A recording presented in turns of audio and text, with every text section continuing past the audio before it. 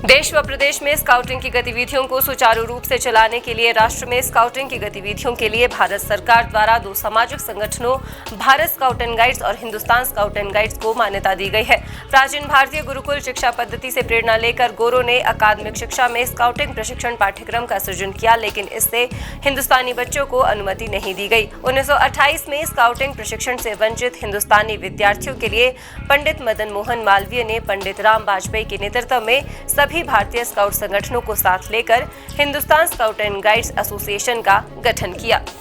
राष्ट्रीय संयुक्त सचिव डॉक्टर अतुल ने बताया कि राष्ट्रीय परिषद व कार्यकारिणी की सालाना बैठक में 29 मार्च 2025 को सभी राज्य इकाइयों का पुनर्गठन करने का निर्णय लिया। उन्होंने बताया कि हिमाचल प्रदेश राज्य इकाई की कार्यकारिणी के लिए निशिकांत शर्मा को state nodal officer, Rajesh Kumar को राज्य चेयरमैन, धनेन्द्र स्वामी को राज्य संगठन आयुक्त एसओसी, सुरेश सांख्यान को राज्य इकाई के सचिव, कोषाध्यक्ष अनीता शर्मा, संयुक्त सचिव प्रशांत गुप्ता, पंकज ठाकुर संयुक्त राज्य संगठन आयुक्त ad hoc state executive committee Himachal बनाया गया है। नवनियुक्त चेयरमैन राजेश कुमार और राज्य नोडल अधिकारी निशिकांत शर्मा ने बताया कि हिंदुस्तान स्काउट्स एंड गाइड्स का उद्देश्य स्काउटिंग गाइडिंग के माध्यम से युवाओं के मानसिक, शारीरिक और आध्यात्मिक विकास में योगदान देना है, ताकि उन्हें पूर्ण और आदर्श इंसान बनाया जा सके। स्काउट एंड गाइड के रूप में युवा लड़के लड़कियां सामुदायिक विकास, सामाजिक सेवा, साहसिक गतिविधियां, योग, सर्वधर्म ध्यान, पर्यावरण संरक्षण, व्यावसायिक कौशल, राष्ट्रीय एकता, देशभक्ति की भावना, भाईचारा, निष्ठा,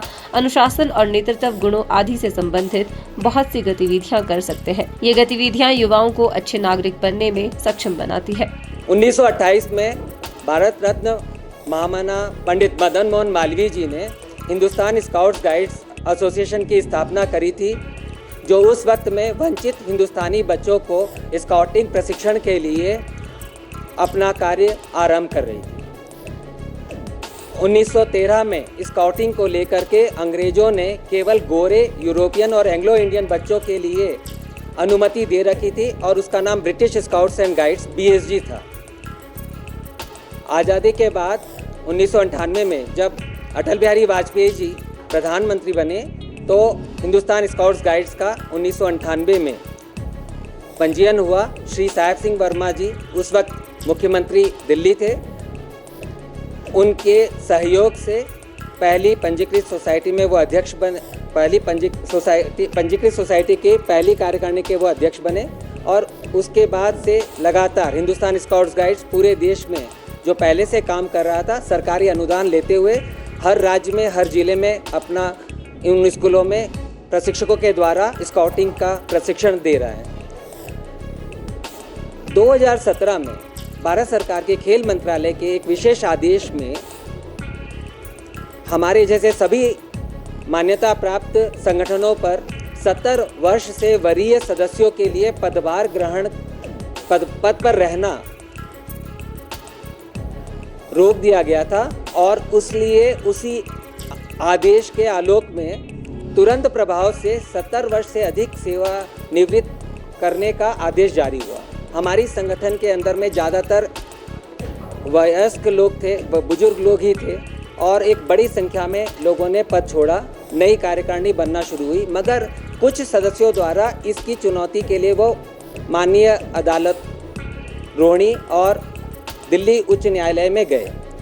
जिनका आदेश 4 जनवरी 2024 को आया, जिसमें इस बात को साफ सुथरे तरीके से अदालत ने बोल दिया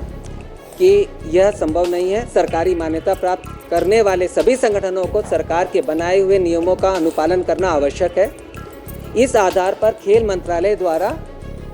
10 मार्च